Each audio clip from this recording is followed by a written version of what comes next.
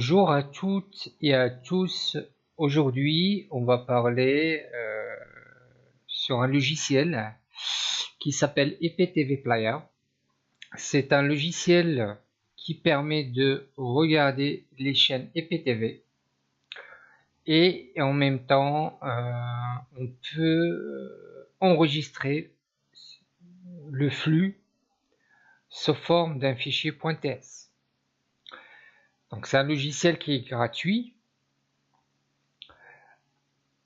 Donc on va commencer à faire la démonstration pour savoir comment on peut enregistrer ce flux là.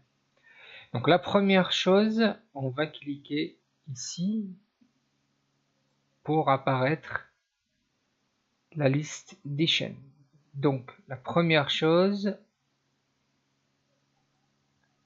on va y aller dans liste et on va rajouter une nouvelle liste. Donc on clique add, ajouter. Donc là, il nous propose deux possibilités. Soit sélectionner un fournisseur d'IPTV, soit charger un fichier M3. Donc pour le chargement, il y a deux possibilités. Soit si le fichier est hébergé dans un serveur, ben là il faut mettre l'adresse exacte de ce fichier. Soit il faut charger localement. Il faut aller chercher le fichier si il existe localement sur votre ordinateur ou bien ailleurs dans un disque. Donc là moi j'ai déjà fait en fait cette manip et là une fois la liste est chargée, vous allez trouver ici là j'ai deux listes qui sont chargées.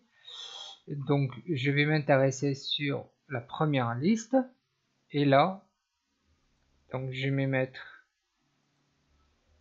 à la chaîne et donc là il va lister tous la liste des chaînes qui sont enregistrées sur le fichier. Donc vous pouvez mettre en fait un des chaînes en favori, vous cliquez juste sur et hop, et là on peut y aller trouver la liste des chaînes. Je ne sais pas si cette chaîne ça marche. Ouais, ça marche. Voilà. Donc ça c'est la première fonction, c'est vous pouvez visionner vos chaînes IPTV. La deuxième fonction, c'est celle qui m'intéresse, c'est aujourd'hui, c'est enregistrer le flux IPTV. Alors pour enregistrer, je clique ici sur le bouton rouge et hop, et là il va commencer, vous voyez, il va commencer à enregistrer le flux IPTV.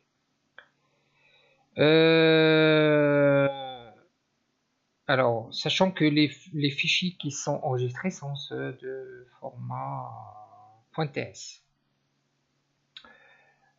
Alors aussi, vous avez ici toutes les paramètres du logiciel où vous pouvez sélectionner le dossier pour vos enregistrements et là la liste des chaînes. Même vous pouvez en fait, si vous avez un fichier XML TV, c'est pour le guide TV, ou si vous pouvez en fait le paramétrer. Voilà, donc là on a fait un peu le tour sur le logiciel.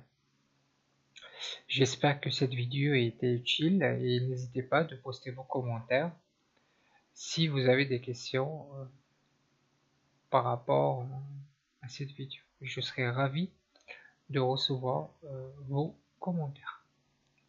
Et à bientôt.